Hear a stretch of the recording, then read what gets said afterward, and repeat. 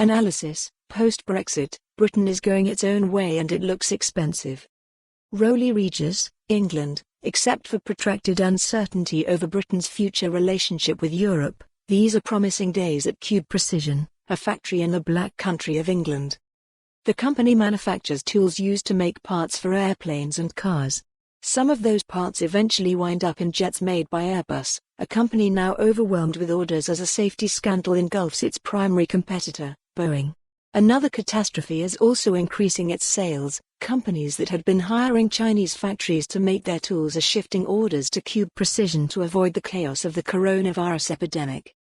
But Brexit threatens revenue-destroying disruption. Like most of British industry, Cube Precision is intimately intertwined with Europe, selling its wares to companies that send exports there. Last month, Britain officially left the ranks of the European Union. In the next few weeks, negotiators plan to begin hashing out a deal governing future trade across the English Channel. The positions staked out by the British government pose perils for businesses that depend on Europe for sales and parts. Prime Minister Boris Johnson and his Conservative Party owe their commanding parliamentary majority to nationalist sloganeering that promises to get Brexit done and take back control. As the government prepares for trade talks, it is asserting the right to diverge from European rules governing a host of commercial concerns, from fishing access and financial regulations to product safety, labor and environmental standards. Britain might diverge, or might not, officials keep saying, a careful dance designed to limit the damage for British exporters while delivering on the political imperative to declare that Brexit has been achieved.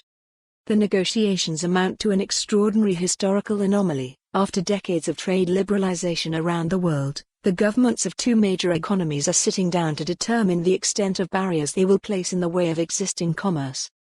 If Britain is serious about writing its own rules, its factories could lose orders from European companies that now pay them to make parts and tools. Those companies might shift orders to suppliers on the continent to ensure that their finished goods comply with European rules.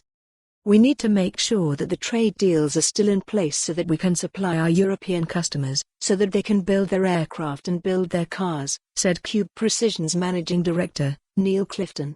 In the worst-case scenario, there could be a lot of trouble. Studiously optimistic, he expresses confidence that, after the inevitable political brinkmanship, the politicians will strike a deal allowing business to carry on.